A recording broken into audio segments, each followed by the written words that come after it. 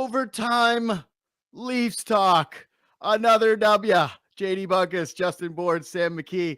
I swear on everything that I hold dear that when Max Domi and the Leafs' third/fourth line stepped out on the ice for a defensive zone draw, I said to myself out loud on my couch by myself like a crazy person, they're either getting scored on here or they're going to score. And they did what I thought was the less likely of the two options. Max Domi flips the script after, I'm going to say conservatively, 28 texts about that player between the three of us this during this hockey game, and buries in overtime. Sammy, how we feeling? Great. That's what we love about hockey. The thrill of an overtime winner, it being able to sort of right your own wrongs where all is forgotten, where it's a redemption story within a 60-minute game where Max Domi's on the ice in the third period, where everybody's questioning why that line is out there with 5 minutes left. They get scored on. And then, like you said, when they were out there in the defensive zone drawing overtime, like, well, this game's over. But I didn't think it was going to be over for the Leafs. And you just, it's Domi, it's the bloodlines, it's showing Ty in the crowd, it's the old Battle of Ontario stuff. It's enough to bring a man to tears. It's just a beautiful thing. He's got that big, goofy, no-teeth smile, big Sally off the post and in. Boys, it's a beautiful thing. That was a fantastic win for the Leafs. Bourne, did Domi save his job with that goal tonight? I think he'd have been in the next game. I think Craig Berube really likes him. Yeah. I don't, like if the three of us are running the bench, probably not. If I had to go from the old chat, just check the WhatsApp. But the thing with that, this is do kind not of leak the WhatsApp. You're like Brandon Leipzig over here. Domi, right? Like he's this wild card element where it's like you don't know what you're gonna get, but the highs are high, the lows are low. Yeah. But the highs are high, and you don't have that many guys with those highs, those potential for them. So hard guy to have out there. Craig Berube is one of two things. He's either like super zen-like and big pitcher and can zoom out and be like, it's game 2 of a long run. I'm just going to play my guys. What's the big deal? Or he just doesn't think about it a whole lot. I don't know which it is, but he continues to show faith in guys and get rewarded. Well, I will say this, though. It's like you can, you're right. He's absolutely Charlie Kelly in the back of the van, cutting the brakes, ready to jump out, screaming wild card. Like there is no doubt that is Max Domi's role on this team right now. But Craig Berube was kind of telling us what he thought of that line. I think Nick Robertson had 2 shifts in the third period that I counted. It was William Nylander that jumped up on that line. And I still think even with the whole winning lineup juju, there's genuine questions going into the next game as to whether David Kampf comes in, especially considering what this team tries to do and how effective they were actually at doing it in the third period, limiting Ottawa to 4 shots, one of which goes in the back of the net when that line is on the ice. But you're right. Like the game breaker element was huge, but that line was not seeing the ice. If you look at the minutes, Robertson had the least. I think Domi was a little over 11 minutes going into overtime. Craig Berube was very much seeing what the rest of the world was before that overtime period. It's just that you got to play those guys because Mitch Marner was entering overtime with already 23 minutes. Yeah. By the way, is Simone Benoit entering Bill Simmons' irrational confidence guy? It's OT and he's leading the rush and he goes to the net after it. Hey, Sammy's nickname for him. Yeah. Simone Lafleur. Do you actually say that? No, I say Simone Lafleur. Like, because once in a while, he just like that big French body gets flying through that neutral zone. The hair's going out behind him.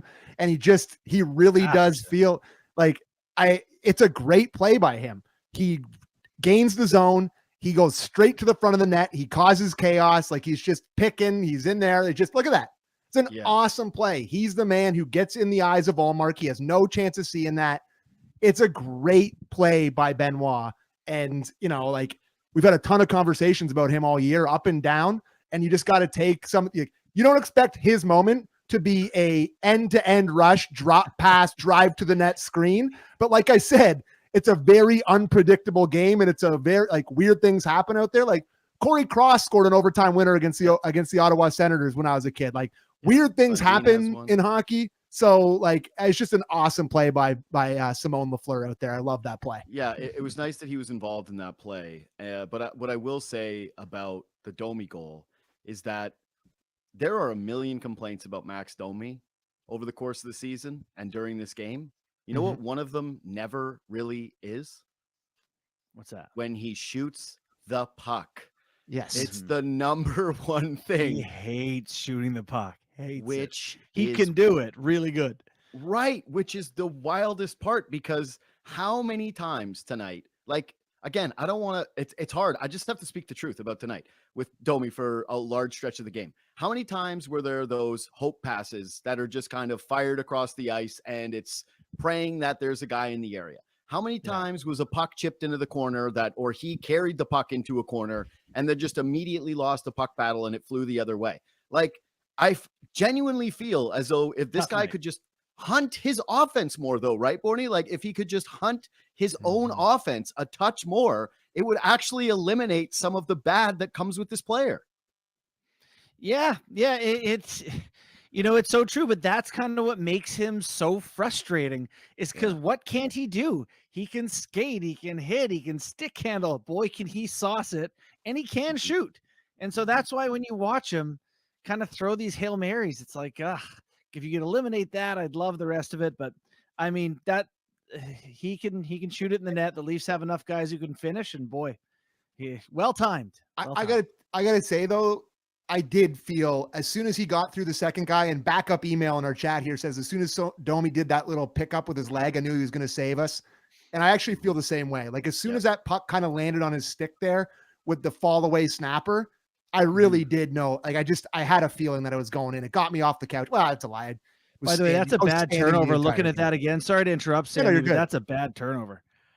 Yeah. And then just snapper. And, I don't really sit for many of these games. Like, I'm already starting to get the April sore back because I'm standing there with my back locked and my hands behind my back the entire game. So the Sammy sore back is really bad for the spring, but that got me jumping. I was yelling. That one really, really felt good, fellas. Yeah. Can we see the start of this again? Are we able to call for clips here?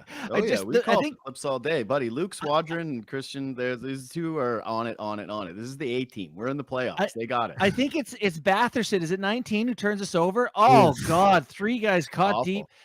Absolute terrible play. And then he's the guy coming back who overskates Domi, doesn't get puck or body. Yikes. By the way, can I just say that, is it a little ironic that Domi scores a goal on a turnover that was Domi-esque? Yes. The Lord giveth and the Lord taketh away. Okay. Two other things three actually. One is just, again, if we're doing the positives of what this guy brings, I do think Max Domi is a very good transition player. Like, he can think the game at that level, so it isn't surprising that he finished that goal. 2 is, can we see the bench when they score the goal? I know. Is you talking about Savard again? Savard, yes. He got Berube's like, hey, relax, man.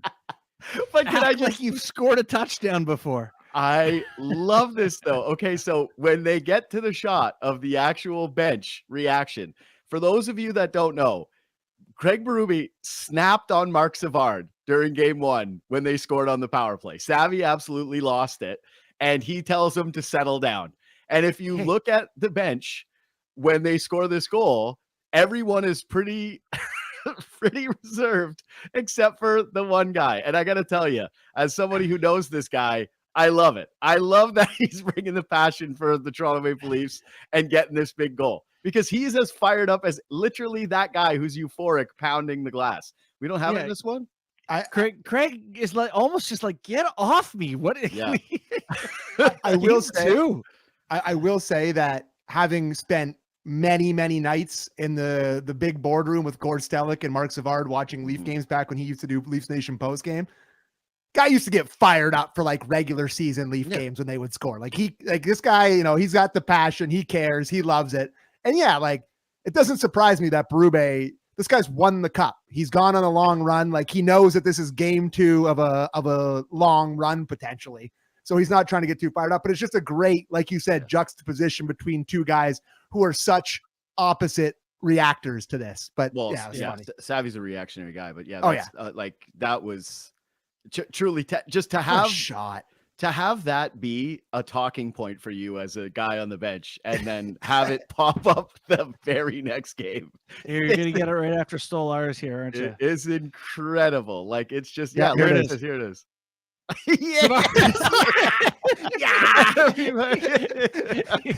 So great, Sammy. That's just incredible. So yeah, he's fired up. He's a player. Eh? He's just like his player side came out on that goal. Oh yeah, Sammy, last thing on the goal. Last thing on the goal. This one's for you. Omen talk. Omen talk with Domi scoring the overtime winner. It being the son of a former Leaf legend. Absolutely. Like I mentioned that in my opening preamble. Like, it's just Battle of Ontario. Domi was a big part of that. Yeah.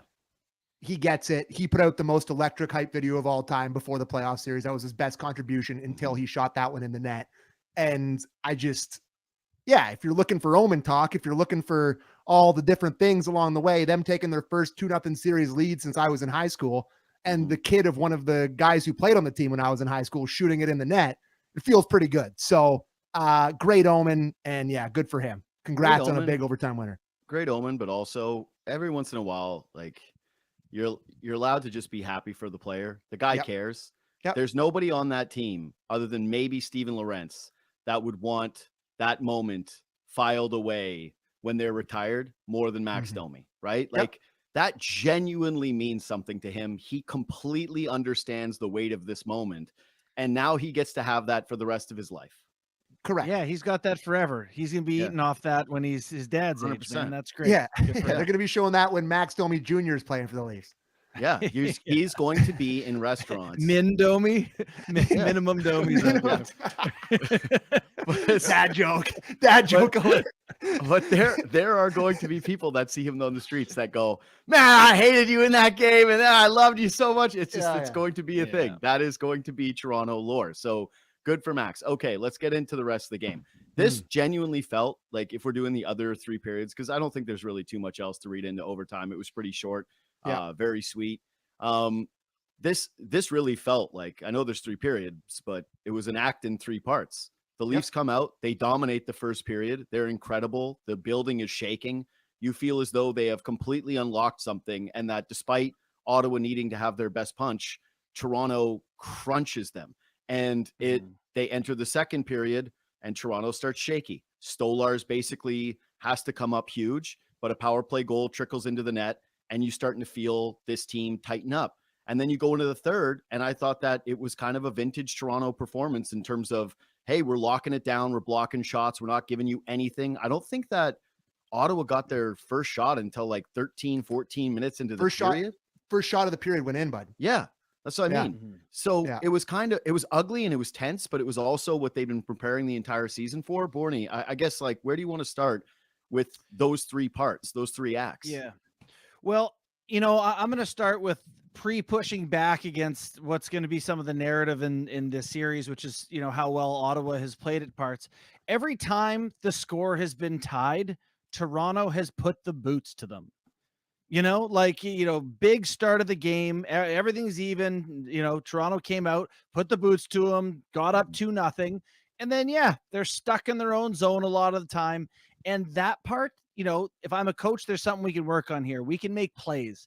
It just so in the mindset of, okay, it's 2-0. We're off the glass. We're chipping it out. We're dumping it in. You still got to play hockey. Like I think I said in our group chat, or the real Kipper one, whichever, it was just like, they're playing like there's 2 minutes left and there's 32, so once you get the lead, you're still allowed to play hockey, but to your point, it gets later in the game. And then I've got a real confidence that they can lock it down, which they did by and large, of course, lucky tip or, a good tip, whatever. Yeah. But I do feel like then it gets, all right, it's tied up again. And to me, it's the Leafs game again. So I feel like they can do this. They're the better team. And there's going to be a lot of other shots, the expected goals, the whatever. When it's close, it feels like Toronto's the better team. That's a great point. And it's awesome to get the overtime winner moment, because that's such a great feeling, and have that in the building. It's incredible, but it really did suck to have the Sens find a way to score that one. It's a great tip. You understand it. The defensive drone draw for Domi, Robertson's out there, the whole story. Bad turnover by OEL. For sure. But I thought the Leafs played a sparkling defensive third period and maybe to the end of the second period of just a clinic of lockdown, shutdown defense. Like their shot, like they had zone time, the Sens, but they couldn't get a sniff of the net. Like they were firing shots that were hitting off the end glass that guys were blocking. They were making solid clears. Like they were playing really, really, really beautiful defensive hockey.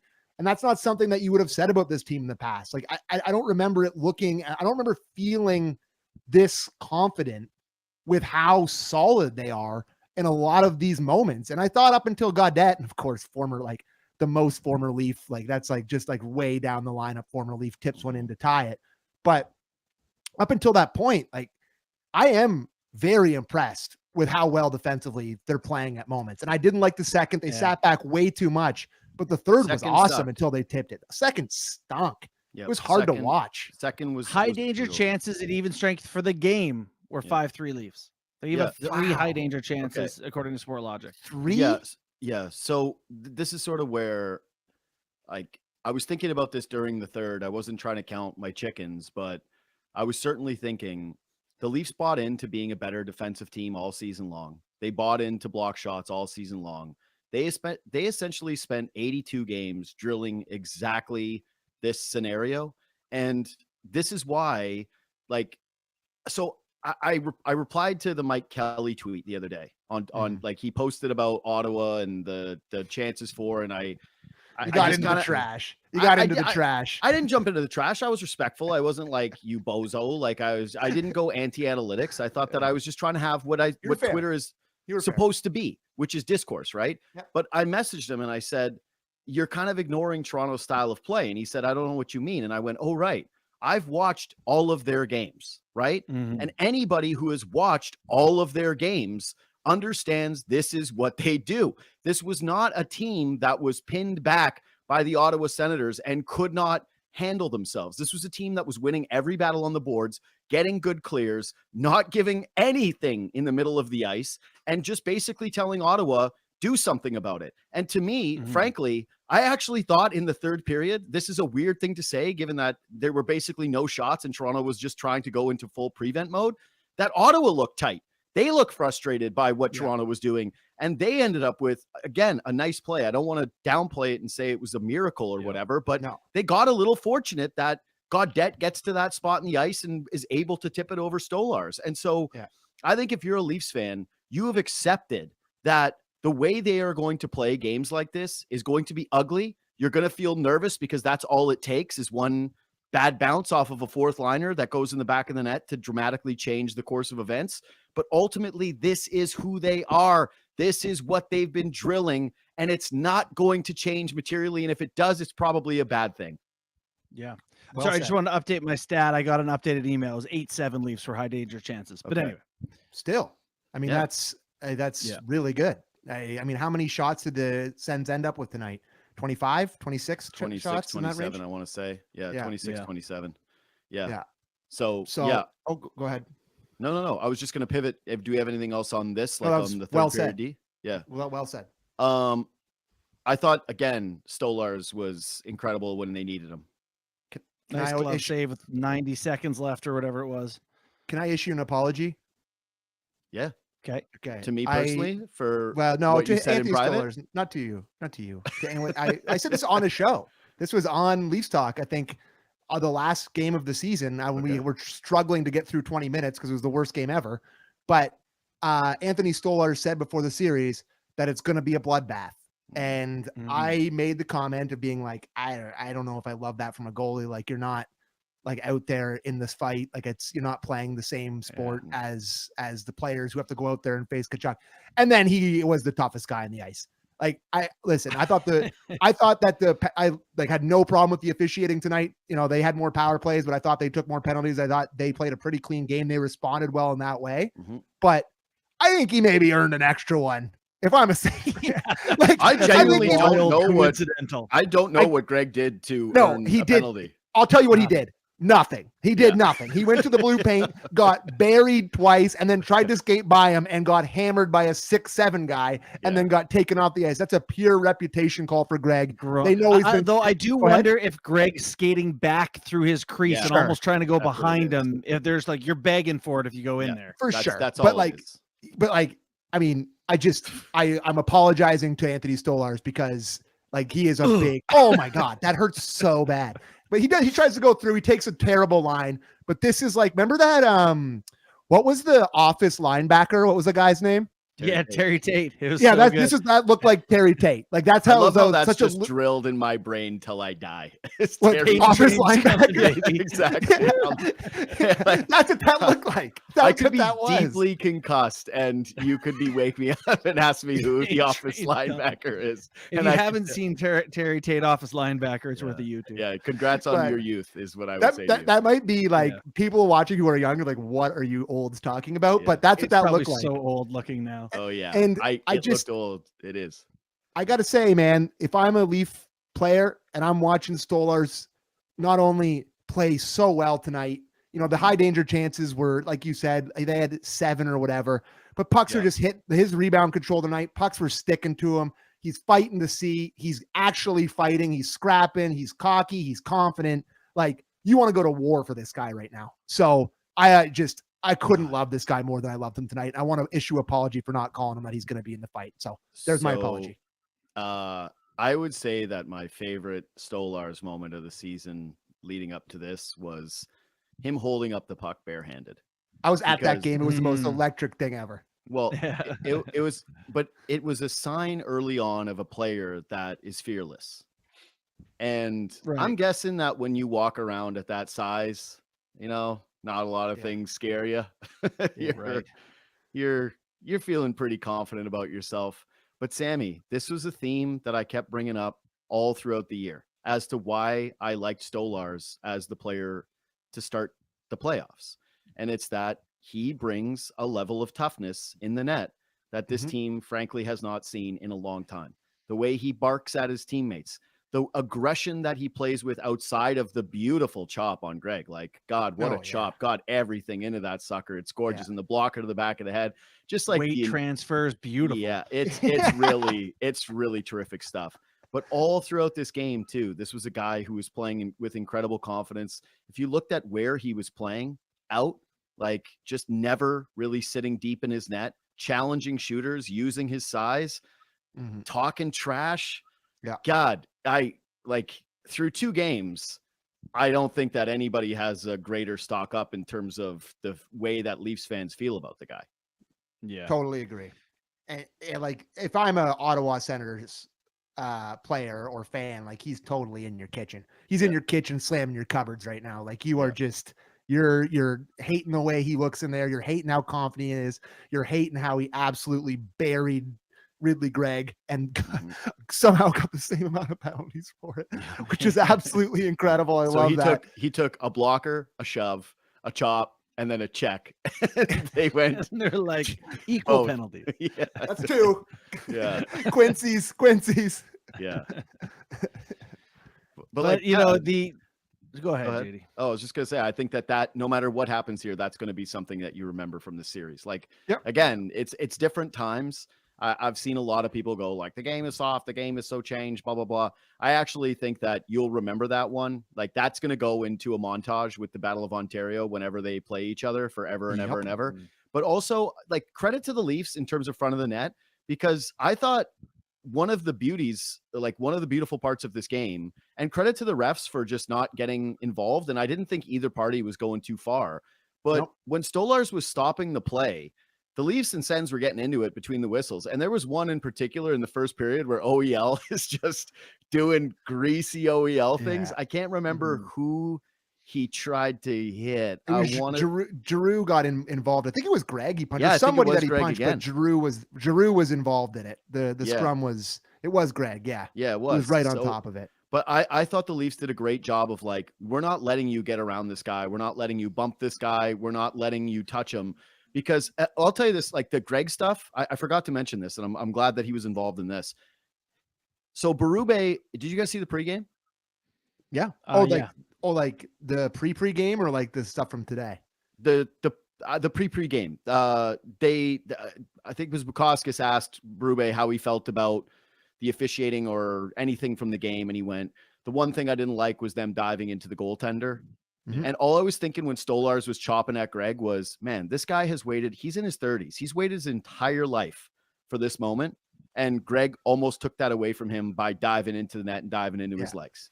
Yeah. And that guy was not going to forget it. And I thought that the Leafs did a great job tonight of just making sure that it wasn't going to happen again. Anytime they came within a hair of their goaltender, they were grabbing bodies and pulling them away from him.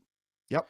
Stolarz might have been the only guy who celebrated harder than Mark Savard. They had a close-up of him. Yeah. He had a really solid scream, which is great. By the way, that Lawton and Giroux scrum, they must have played together in Philly, right? They did, definitely. They definitely did. There's some anger there. I don't know what that was. They just seem to not like each other a whole lot. Maybe there's some. I think that's hey, how about Berube starting the Lawton line tonight? Yeah. I think they weren't quite as effective tonight as they were the first game, I don't think. Yeah. But they still were responsible enough. They didn't give up much, but they didn't have the zone time cycles like they did in the other game where it felt like they were a real threat. They got a goal in the first game, the opener, clearly that Lawton set up. Didn't think they were quite as threatening, but I thought they were still effective tonight. Yep. Yeah. Okay. So let's start with the beginning of the game then. The period that the Leafs actually played extremely well. And Bourne, I love your point about when the game has been even, because I genuinely thought that Ottawa was going to come out and look like Toronto did. And again, if you're trying to extrapolate, which you kind of have to, about, hey, are the Leafs different now that they've won 2 games for the first time in a row to start a series? Yeah, I think that for people that have followed this team since the beginning of Matthews, we've had the theme of start on time.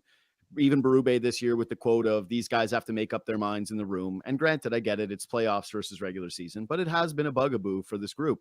And for them to start this way was incredible. And I want to highlight specifically how good Nylander was to start this game. I thought that he did, again, just like everybody else, fade in the second period.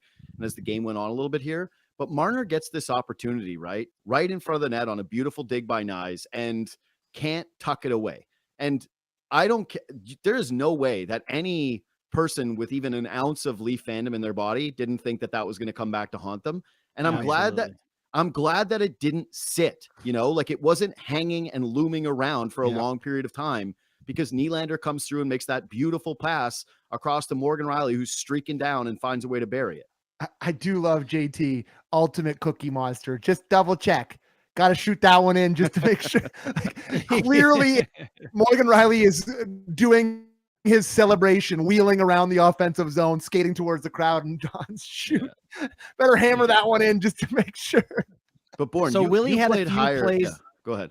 I say Willie had a few plays in the offensive zone in the first period where it was like, oh, he's got his legs tonight. He's going to be really good. And I was really disappointed in his second period. I thought he cheated and overskated pucks and did a lot of regular season stuff that wasn't quite like him. As the top guys went, the one thing that stands out to me is that everything that was created by those guys, particularly the Marner Matthews Nyes line, felt like it came off a rush. Like you had the Nyes to Marner back to Nyes play. You had Nyes to Matthews, who dropped it to Yarncroc and it got blocked.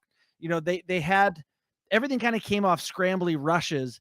They didn't seem to maintain any ozone time, right, to hang on to it a little bit longer. So that's something for game 2. I talked about making plays a little bit more, not forcing it when it isn't there, and just being content to have it down there sometimes. Early in the game, the first play, the one that Bunk brought up that Marner hit off the post, that was one of the only real times where Nyes gets in on the forecheck, leans, Matthews leans, they get the puck out in front and it goes off the post. But you're right. But I am sympathetic to the role that they have right now. And this is maybe one of the reasons you start to look at David Kampf as potentially coming back into this lineup. They just have such a heavy lift defensively here. Like, they have, it feels like they have to take every defensive zone draw. It's them or Tavares clearly, but they still like Matthews having the defensive zone draw. Like they are tasked with the offense, but they're tasked with shutting down this Stützle line. And I thought Stützle was dangerous tonight, boys. I thought he was good tonight. I thought like he was really got out of his game in game 1 where he was trying to be Mike Pekka and he was running around and he's like playing what he thought he should do out there.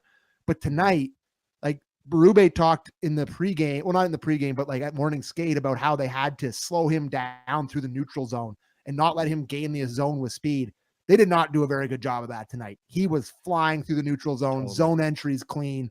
He was really, really dangerous for me tonight. So that's something they're going to have to look at going into game 3 because it felt like he gained a lot of confidence. He's on the ice. They double shift him when Gaudette scores. He's on the ice for that one. He was scary tonight. He looked like his Leaf killer self. Marner and Matthews killed 3.5 minutes. They were both on the ice for 3.5 minutes of shorthanded time tonight, and a couple of them were longer. Too much. Like I understand. Just I'm chiming in on the defensive lift thing. Yeah, I don't think I need Matthews killing 3.5 minutes of penalties. You got Lawton, Lorentz, and Kampf and Yarncroc, and I don't need Matthews out there that much. So one of my biggest, I would say, pet peeves about the NHL is the idea that you don't change a winning lineup. Yeah. Because I think that you have to just do what is best for your team. And to me, it's very clear that David Kampf helps this team in this series far more than Nick Robertson does. Robertson takes the penalty 200 feet from his net with a reckless stick. And I actually do feel like, Sammy, when you mentioned Stützle getting off of his game and trying to do too much physically, that felt like Robertson to me tonight, where he's trying to kind of go and bang, and you're thinking, hey man, you're 5'9", and he was effective in game 1 doing it though. Yeah, but then it wasn't as good tonight. Right, near but as good tonight. That line needs to be how they finish the hockey game, which is that they are a counterpunch line that can get out in transition and create some offense. And frankly, through 2 games, that just hasn't really been there enough for me to justify not having David Kampf in the lineup. And Bourne, like you mentioned, I don't think that they're going to make that adjustment. I think they're going to ride Matthews into the ground on the penalty kill, that's not going to be a thing. But I want to have David Kampf as a guy who can take a D-zone draw. I want to have him on the penalty kill as an extra body. I want to have someone that when you're protecting a lead, which is what you're supposed to be doing throughout this series against this team, that you feel confident you can throw it onto the ice. And again, because I already know that the coach feels the same way by barely playing Robertson, didn't hit 9 minutes before overtime, and missing his shifts, that he's got to, if he's me, he's got to do the right thing, and he's got to take Robertson out and then inject him back into the series if he needs him. But right now it's a David Kampf series. You're protecting a 2-0 series lead at this point, and you should be bringing David Kampf into the lineup. Yep. And I think he will. I think he knows Kampf's a real player. I do. At this point, it would be superstition. You know, you're using the guy for 9 minutes, and I think Kampf will come in. Yeah. I hope so. Yeah. Like, by the way, anything for Bobby McMahon? Scratch and score is a great point. That's true. You scratch him, maybe put him back in game 4, look for a goal, scratch and score. It's time to test the theory at the biggest time. Thanks for that there, Mac, in the chat. It's time to. Yeah, McMahon's been handcuffed with Domi and Robertson. You gotta play him with Nylander and Tavares. But Holmberg was good. Yeah, Holmberg was good. Holmberg was terrific. Yeah. He was digging tonight, boys. He drew a penalty. He was dangerous. It's funny because he can actually get himself into those dangerous spots, but then he's like, "Oh my God, I have no hands." He had 3 shots tonight, though. Yeah, that's what I'm saying. But his 3 shots. His stick turns into a broomstick the second he gets in the slot. He has no idea what to do. Like he's just playing with a broom ball stick. No idea, no chance of making a play. But he carries the puck. I thought he was going to score on this breakaway for sure right off the start. But he passed it at the net. Yes, he tried to pass it through, but the reason they put him up there, and Berube mentioned it in his morning skate availability, that he likes that he carries the puck and he holds the puck and he gets into the offensive zone. And this line was automatically way better than it was in game 1 with Domi up there. So I don't think you start tonight. Yeah, I don't think you adjust that at all. You stick with him there, but there will be a time where McMahon gets pressed up onto that second line. You're chasing the game. You're looking for a goal. You're looking for your nuclear option. But I mean, could he give them a little bit more here? It feels like, could he give them a little bit more even when you're playing in the bottom half of the lineup? It just feels like he's doing that thing where he kind of chips it to the outside. He chases after it, and then he like fires it across the face of the net, and nothing really happens. It's just it hasn't looked good for him through 2 games. And it's a popular pick for like X Factor, and they didn't have him last year, and it would have made a big difference. He hasn't done much at all for me through 2 games. Haven't noticed. I played college hockey with a guy named Jay Beagle. I don't know if you guys remember Beagle, but he used got to knocked have out the by puck International. Yeah, He used to have the puck for whole shifts in the offensive zone and never try to take it to the net. And it made me crazy, and I didn't understand, and I hated it. Like people be like, oh, Beagle had the okay, he doesn't do anything. But now as I'm older and I look at it from a coach's view, it's like, God, it's nice to have a guy who will just have it in the O zone and let our best guys rest and nothing bad happens down there. And if Holmberger's that for Nylander and Tavares, it's not such a bad fit. I was going to say, I think that, Sam, you're right, that there probably would be some situations where they would take a look at it, chasing some games. But as of right now, he looked perfect with them tonight. I've always thought that he and Nylander actually have a little bit of chemistry. And part of it is that I just think that he's always looking for Nylander. But also, again, he is a digger. He will just go into the corners and dig and dig and dig. And then he will just say, when can I dig again, sir? Because that's what I want to do. And that is not McMahon's game. He's big. And every once in a while, he can kind of just bump into somebody and it can move them off of a puck. But Holmberg was doing a great job of just being the guy that you need to have on a line like that, who is not afraid to go out and get a puck. And then when he gets it, he's got enough of a frame where it's not super simple to get it back off of him. Like he's good at holding on to the puck, Jay Beagle style boarding. Yeah. If McMahon's fireworks, Holmberg is like a campfire or something, like they provide very different elements. Yeah, but he's keeping me warm right now. I love a campfire. Yeah, I love a campfire. What do we got here? Are we in a rapid fire or is there anything major left? I love this. I love this quote from Anthony Stolars in our chat. Thanks, Christian. I was just caught up in the heat of the battle. I didn't even know who it was. Sure. Yeah, right. As the kids like to say, that is cap, sir. Yeah. That is extreme cap. That is not true. Today on Liars Who Lie.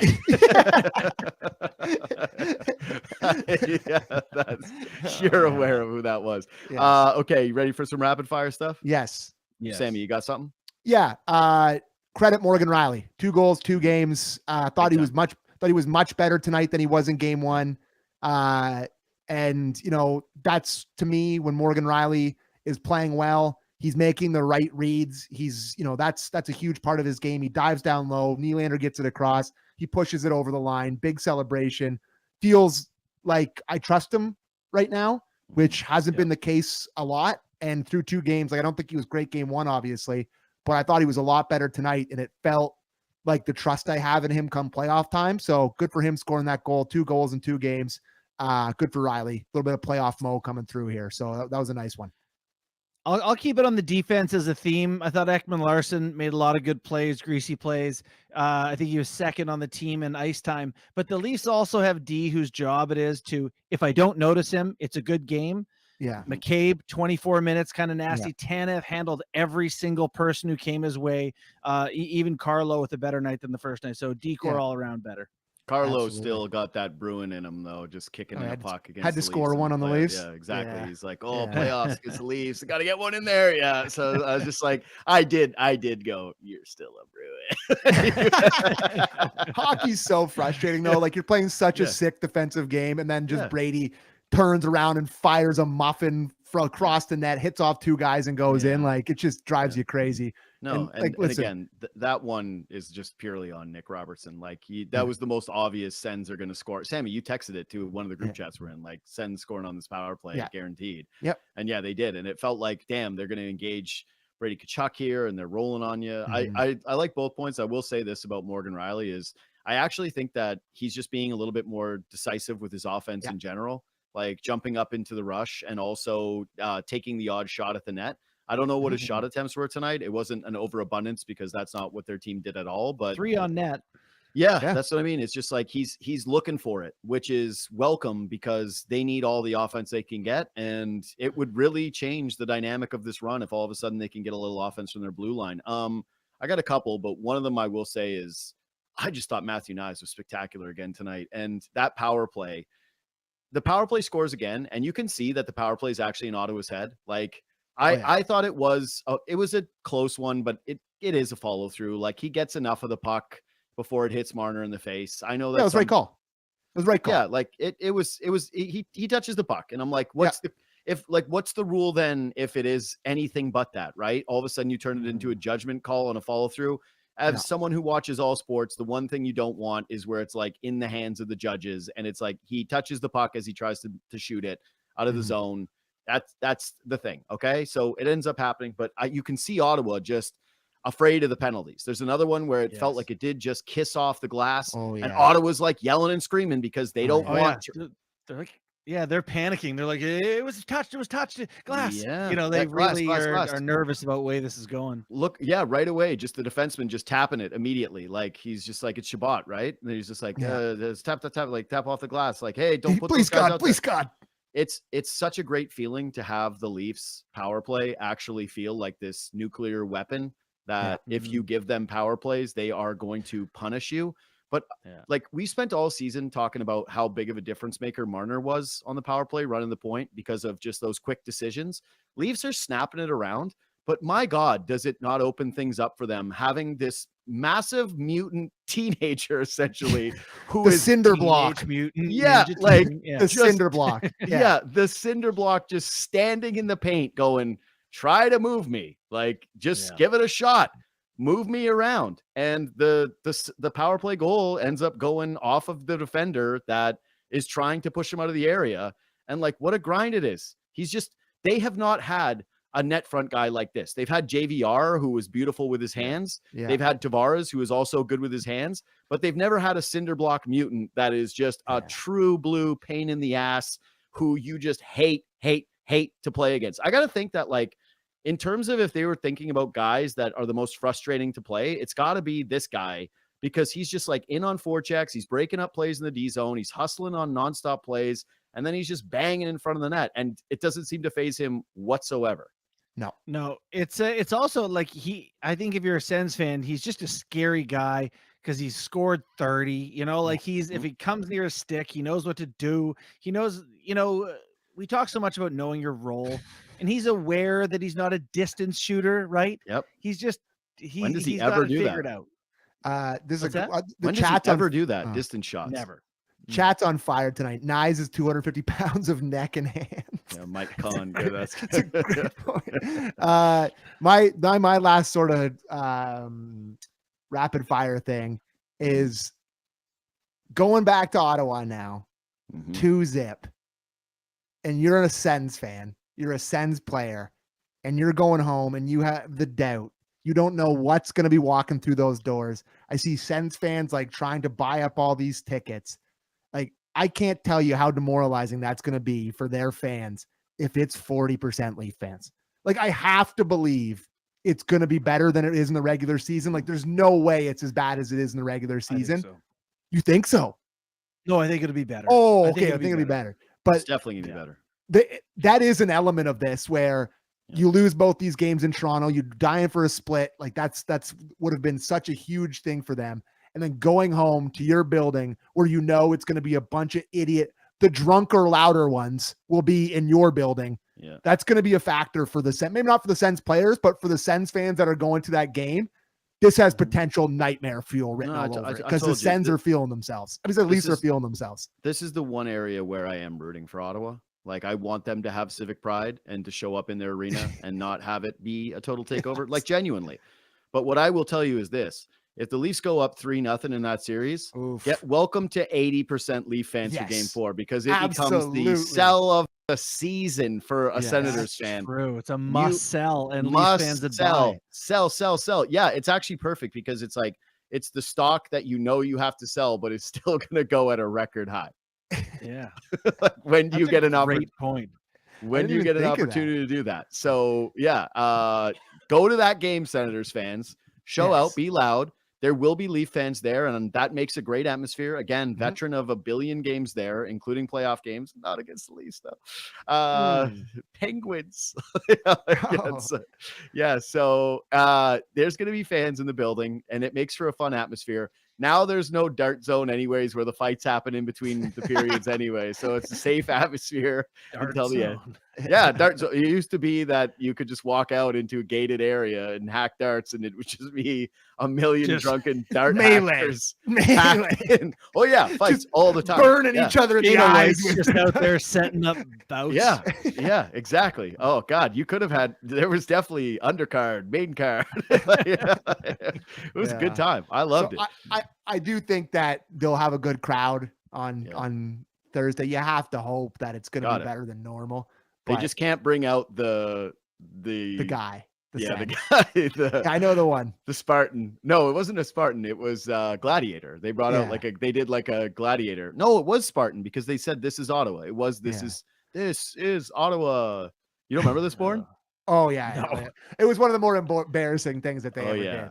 But it was like the Golden Knights do that every night and no one makes fun of them. So yeah, but this was different. It was way worse. Like Vegas is about the show. That's not Ottawa. Yeah. It's not their thing. It was right after the 300 movie, and they decided to roll out a guy in the just a low budget version. Yes, and then he gave a speech where he was like, "This is Ottawa," and it was supposed to fire them up, but it was quite bad. This is Canada, dude. Yeah, it was bad. It was real bad. Anyway, all right, let's wrap this sucker up because we've gone 45. This is a long one. So now I'm off to watch that overtime winner 45 more times before I go to bed tonight. So that's my rest of the night.